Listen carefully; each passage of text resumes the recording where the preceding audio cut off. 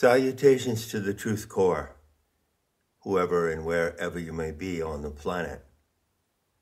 This is yours truthfully, the main professor and founder of the Sophiatic School of Arts and Sciences, with the 8th installment on Gnostic sabotage in the Book of Revelation.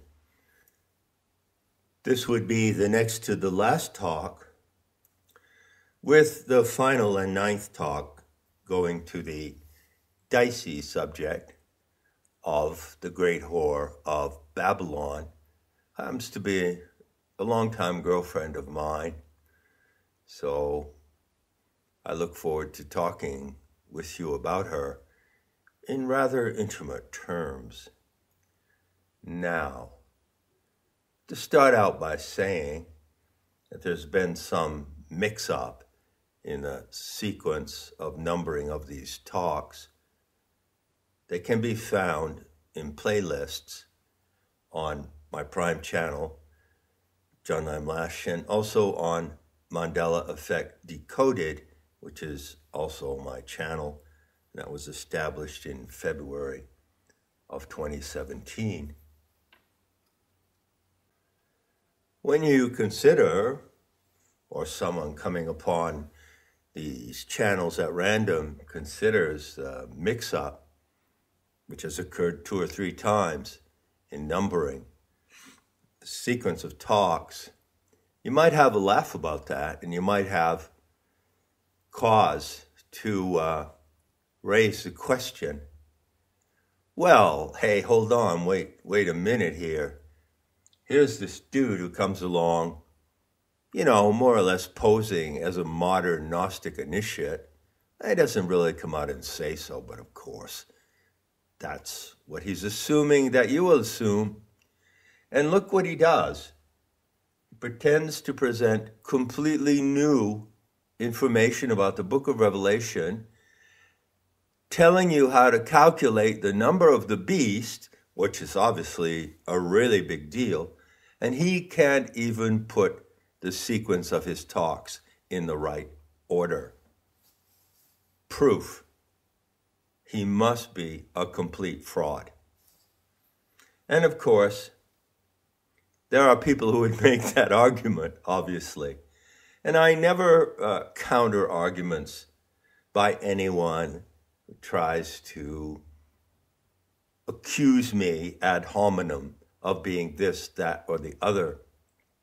I will respond to, and sometimes counter arguments that come to me in YouTube comments, and I'm happy to correct myself if I'm wrong, and I'm also happy to discuss certain topics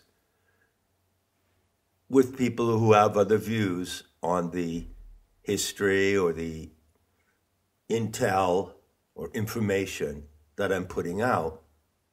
No problem.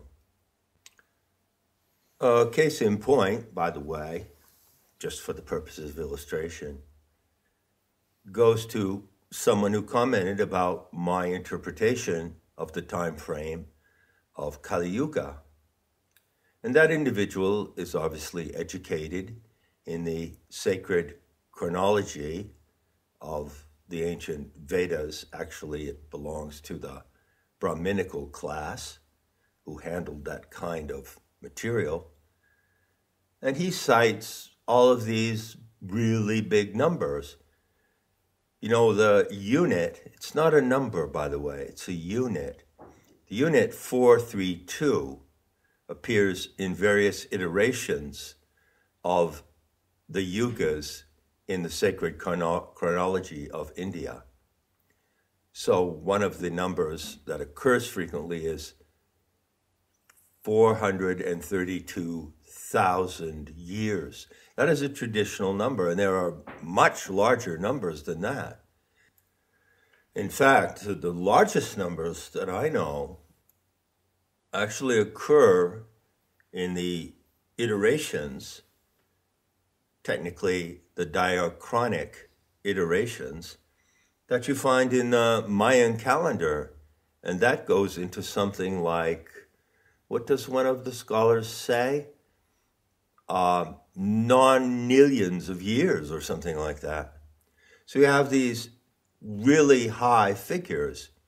And traditionally, the Brahminical chronology, which, by the way, was picked up by Madame Blavatsky at the end of the 19th century, well, you typically find that the chronology of the yugas runs into hundreds of thousands, if not millions of years.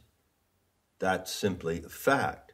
The evidence is there in the source materials. And that belongs to what is called a canon, C-A-N-O-N. A canon is an established body of teaching, especially if it concerns numbers, geometry, or time periods. The sacred canon of geometry is part of the Western esoteric tradition. So, for instance, my old friend John Michel, who wrote The View Over Atlantis, was an expert in both sacred chronology and metrology. So if you go and study the documents that have been written about the proportions of the Great Pyramid, you find certain unit numbers, certain equations, certain proportions, and that all belongs to what is called a canon of numbers in sacred geometry or metrology. Likewise, there is a canon of numbers regarding the calculation of the yugas. Now, I expect that most people, many people, may have encountered that system from reading the autobiography of a yogi by Paramhansa Yogananda. Now, that book came out in 1945, I believe, the year I was born. And when I discovered it in India years ago, it had a great impact on my life. And I seem to recall that Yogananda even devoted a kind of appendix in the book, it's around here somewhere, or maybe I packed it away, dedicated to the teaching of his master, Sri Yukteswar, who transmitted the canon of the Brahminical system of chronology. And in there you will find these massively long periods. I don't deny that evidence. I've been through it and over it and under it and above it quite a few times over the years.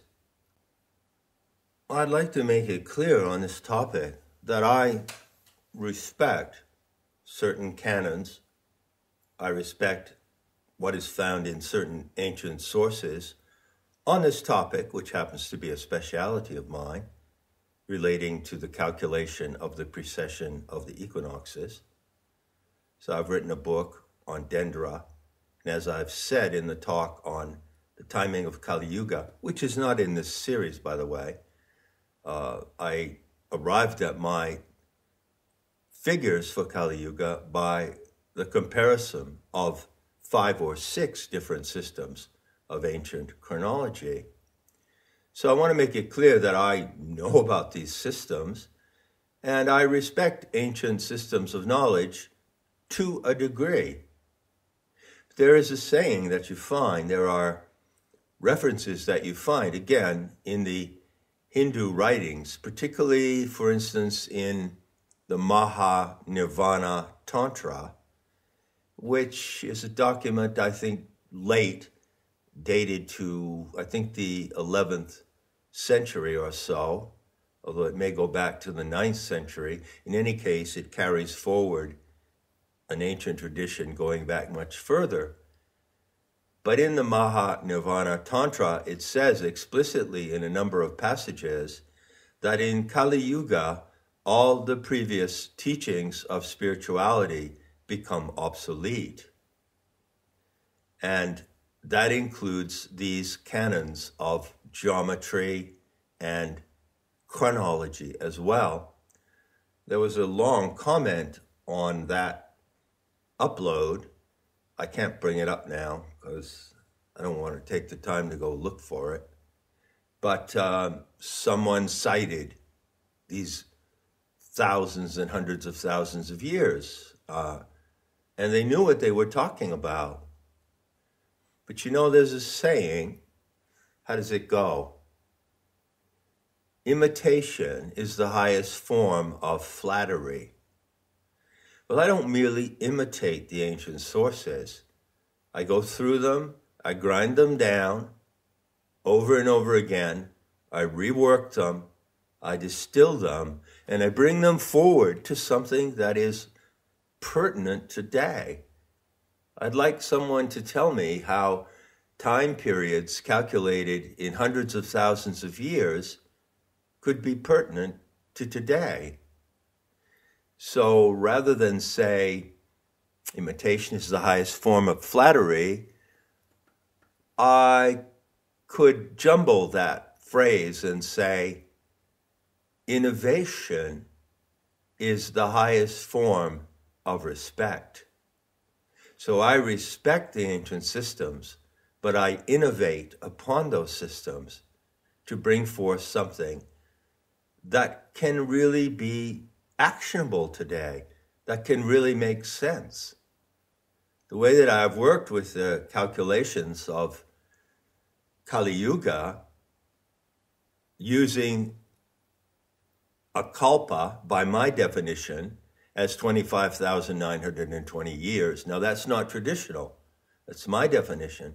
The way that I've calculated it and worked it out, I can reduce the elements of that time frame down to a decade of our time right now that we're living through, down to a month. I can reduce it down to a day and even a minute in a day. That is how I work the time frame. I bring it into the present by innovation. Anyway, that's rather a digression because the Kali Yuga talk is not in this series. Why did I get on that? Oh yeah, I can't number the 8 talks in the series correctly. So how in the fuck am I going to be able to calculate time periods running into thousands and thousands of years? Well, I'll leave it to you to work that out. So on that note, let's proceed to the material of this talk, and that is receiving the 2 marks of the beast. Have you received the 2 marks of the beast? What does it mean to receive the 2 marks of the beast? Is it something desirable, or is it something demonic?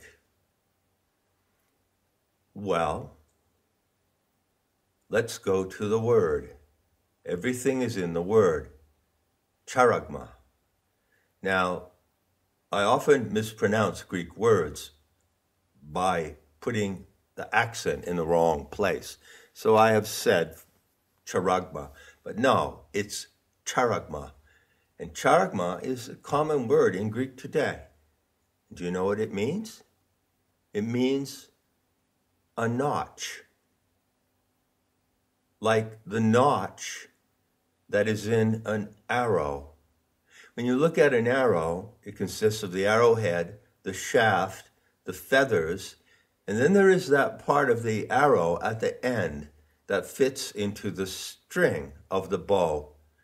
That's charagma. That's a notch. So this word appears twice in chapter 13. It appears in verse 16 for the first time, and then again it's repeated in verse 17.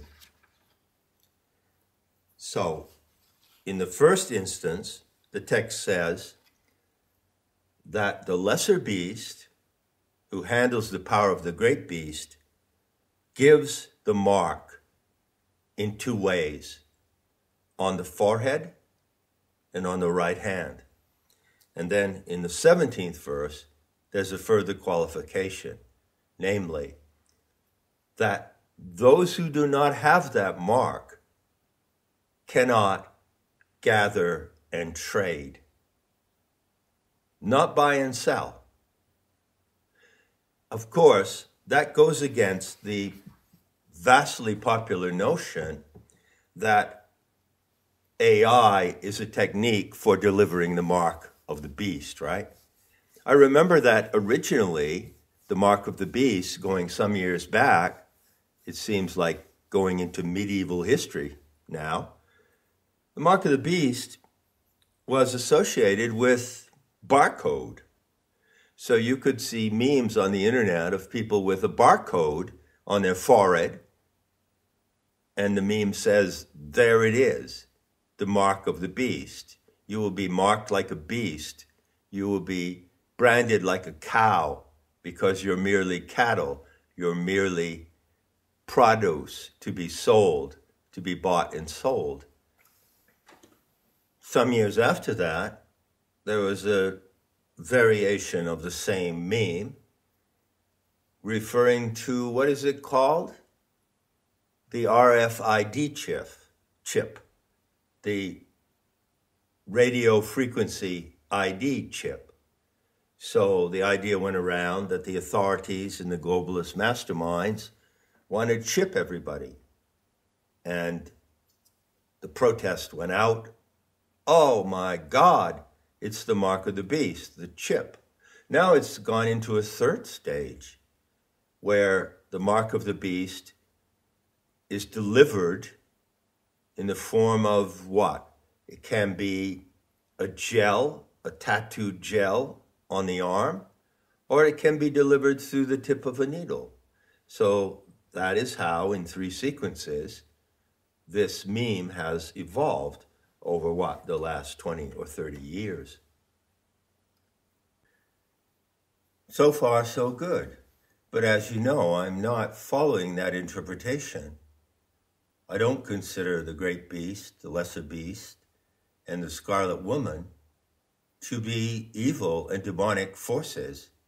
I don't consider them to be correlates or symbols of the AI technology, which presently is the main tool for the Great Reset. I don't view them in that way at all. In fact, as you will know by now, I consider that the Gnostic sabotage embedded in the book of Revelation presents the opportunity to know the forces, the supernatural forces available to humanity who can actually oppose and overcome the globalist system. And I repeat, as I've said before, that the system of globalist technocracy is just the final version of theocracy. So Judeo-Christianity is a paradigm of theocracy, rulership by the gods or by those who are descendants or the specially chosen of the gods. And of course, the technocrats today, like Klaus Schwab, obviously consider themselves to be gods who are destined to rule the world. And I believe George Soros has come out and said so in plain English. I would have you note that there is a specific ethnicity connected to this modern form of theocracy, technocratic theocracy, you could call it.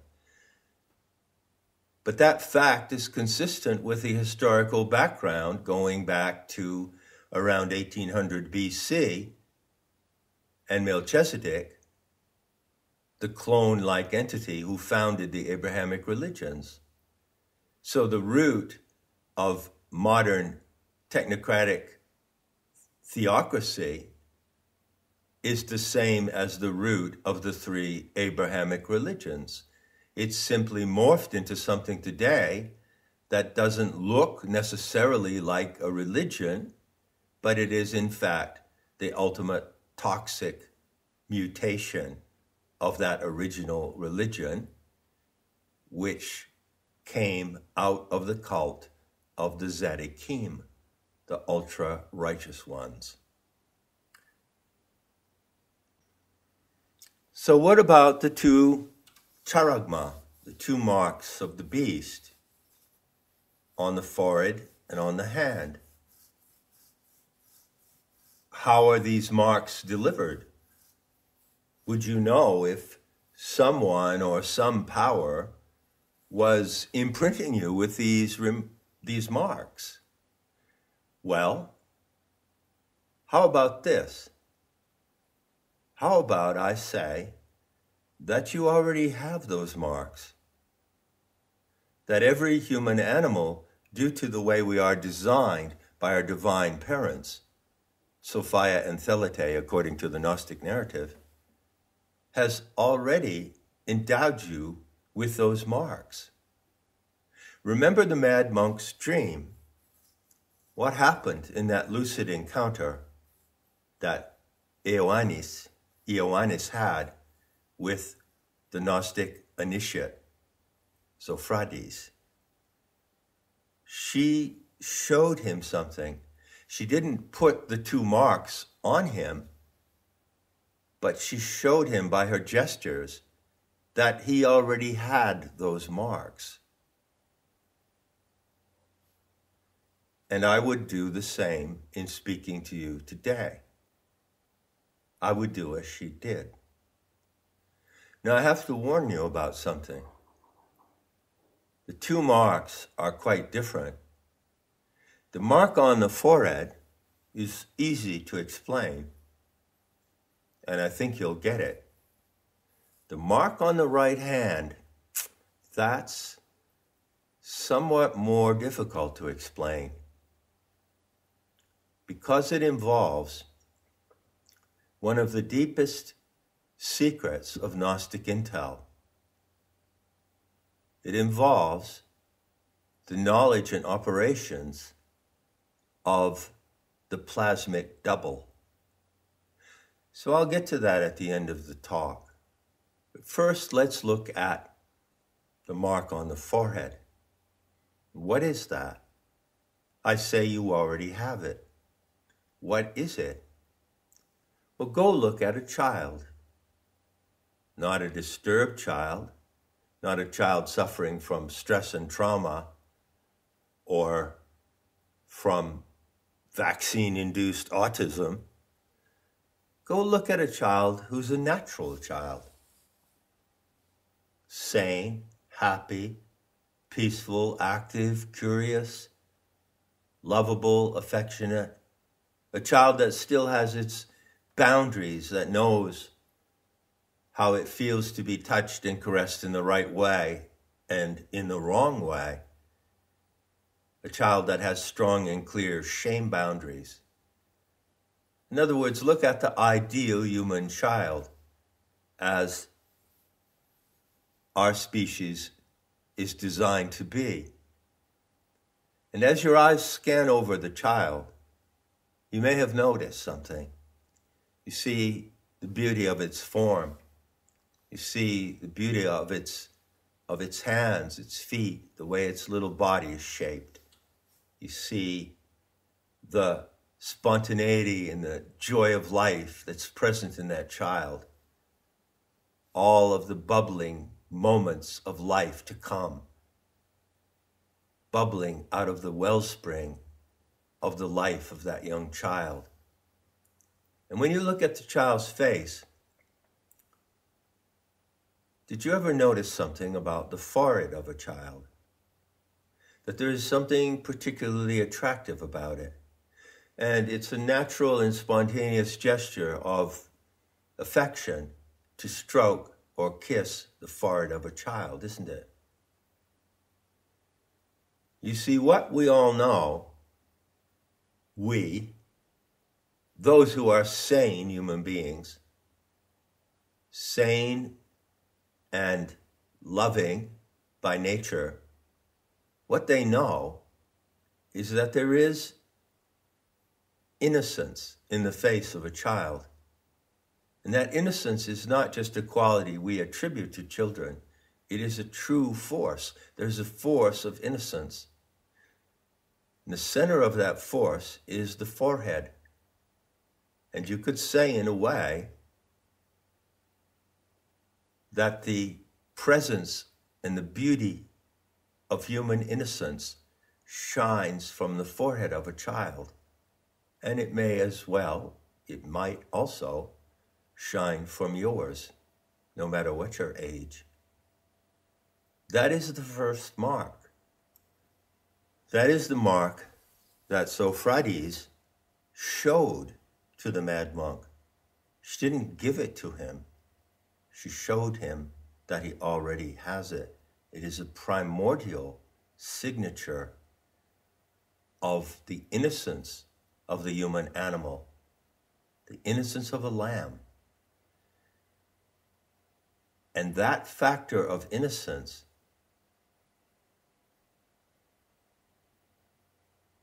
can be considered,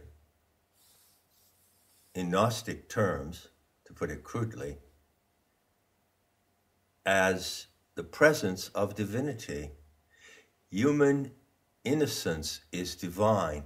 It is a divine quality, and it shines from the forehead of every genuine, free, loving, honest human animal. You could say that the gesture of the Gnostic initiate was an act of healing.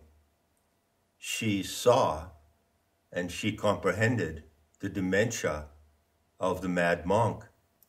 She knew how he must be suffering in that dementia and how terrible it must be to have such hallucinations, which of course Gnostics don't have.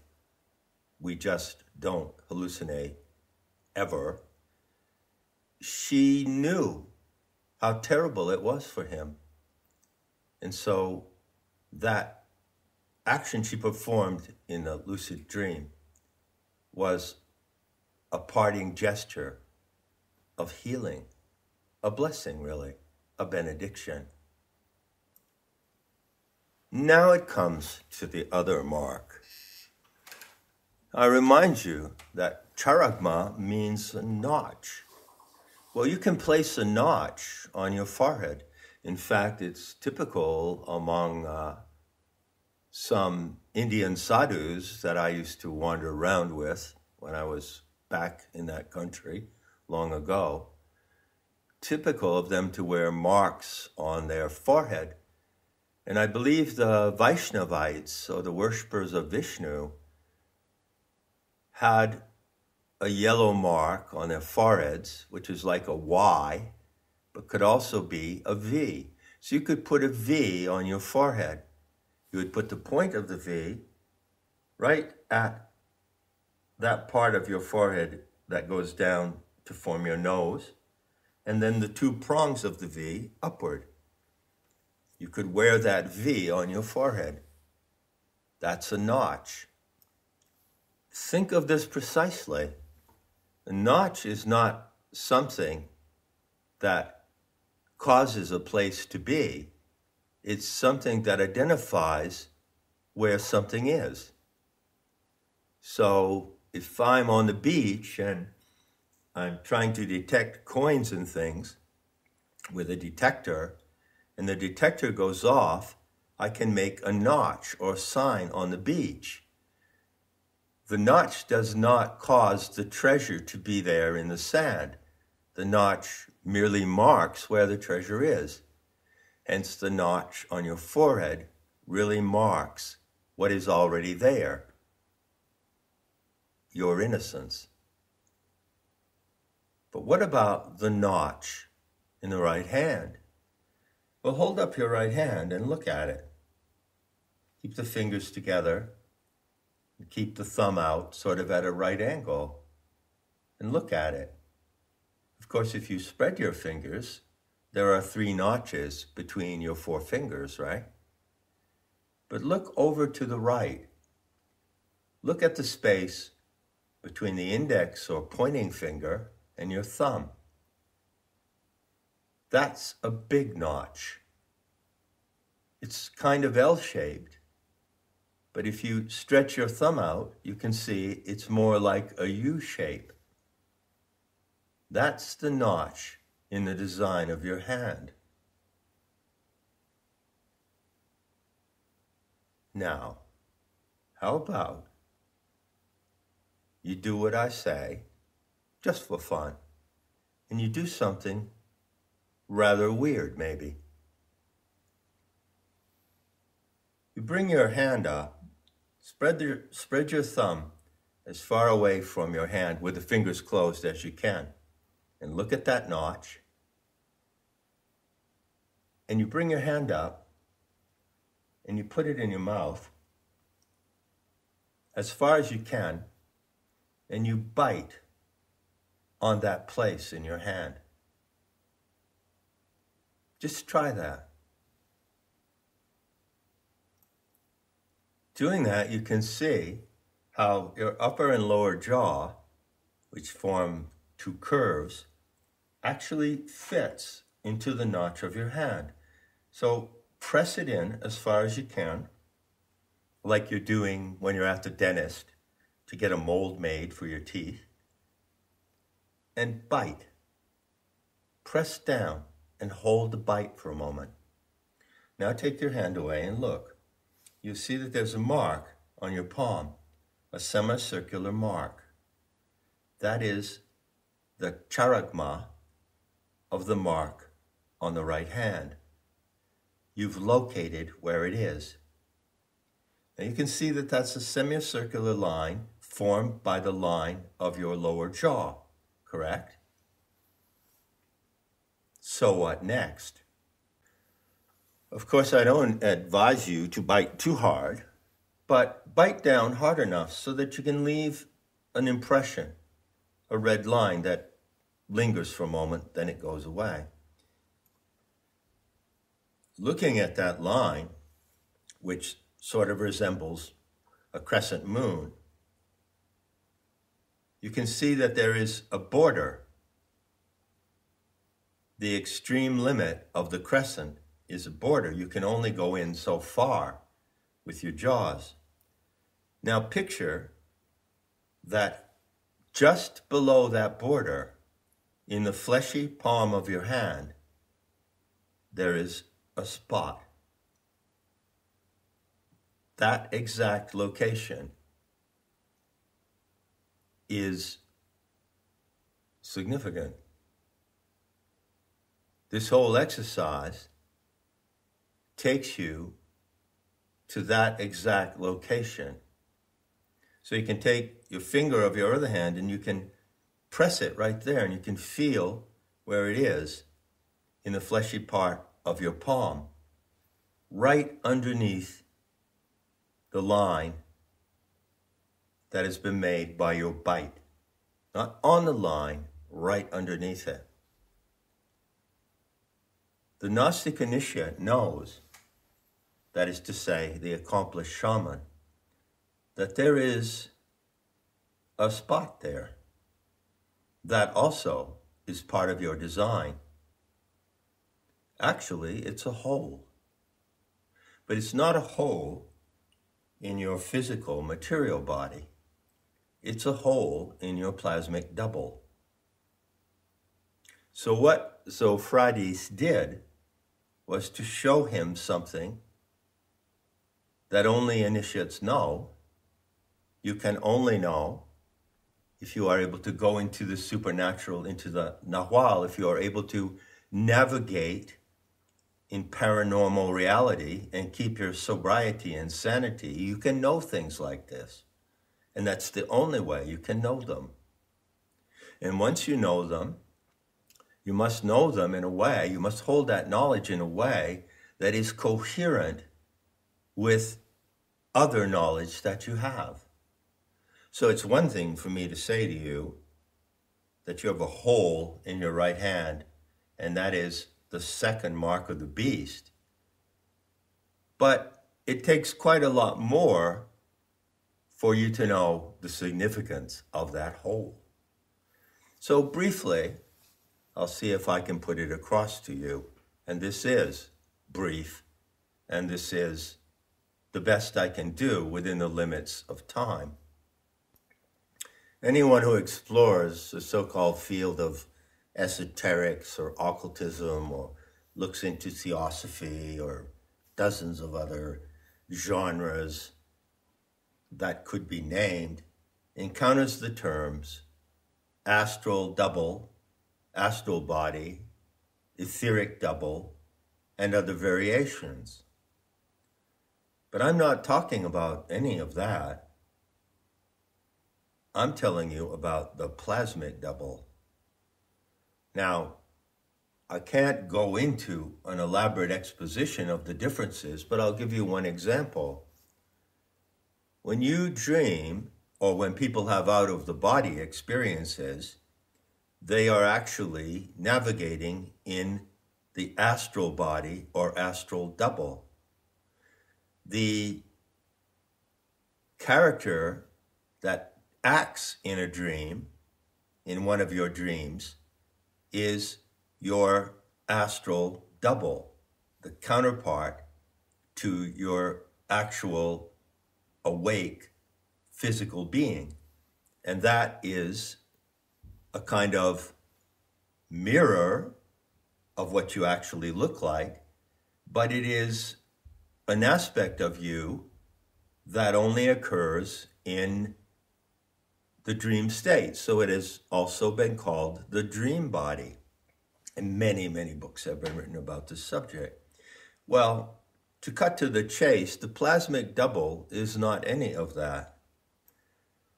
You can imagine, or you can start to imagine, that the plasmic double is something like the mold that would be formed if some kind of liquid was poured into the mold of your body.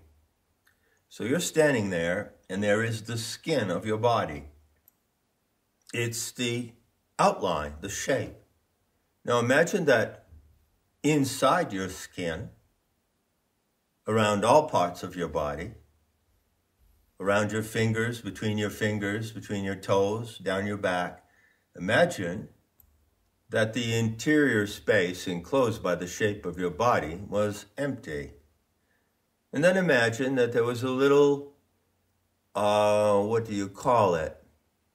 Like when you open a bottle of sweet and sour sauce, you flip a tab at the top of the bottle, which allows the liquid to come out. So imagine that there's such a tab at the top of your head, in what is called a fontanelle, and you flip it open, and someone pours inside of it a kind of gel-like substance.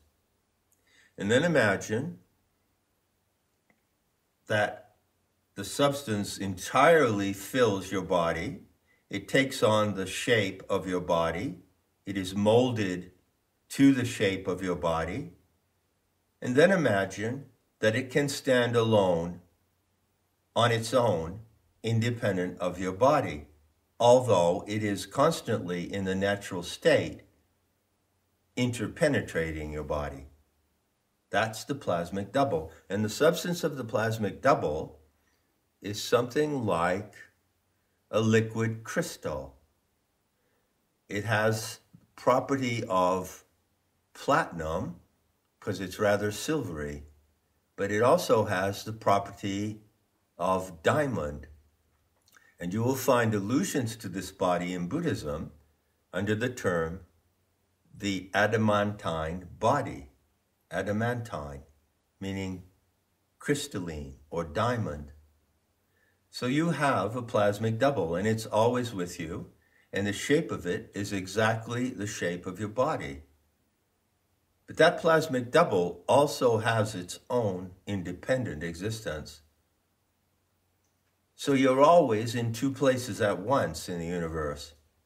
You're in the place where the plasmic body is at unity with your material body, and you are simultaneously in the place where the plasmic body is independent of your material body. I told you this was deep.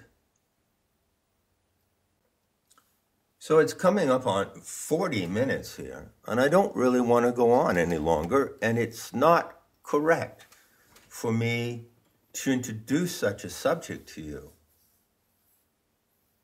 Such a momentous secret of the true esoterics and the true occultism of human reality without following up, but I can't follow up. So I'll just conclude with this other detail. I'm describing the plasmic double. I'm guessing that you may never have heard of this before. The plasmic double, which is like a supple crystalline gel, it is composed of such a gel, can also be compared to a Klein bottle. Ever heard of a Klein bottle? Klein.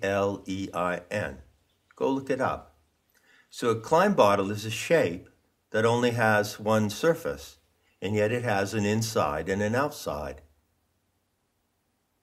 Likewise, your plasmic double only has one surface. The inside surface and the outside surface are the same. And in the structure of the plasmic double, there are 5 holes. And those holes correspond to exact points in your physical body.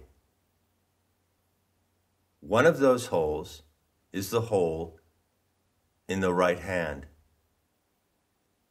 That is the other mark of the beast.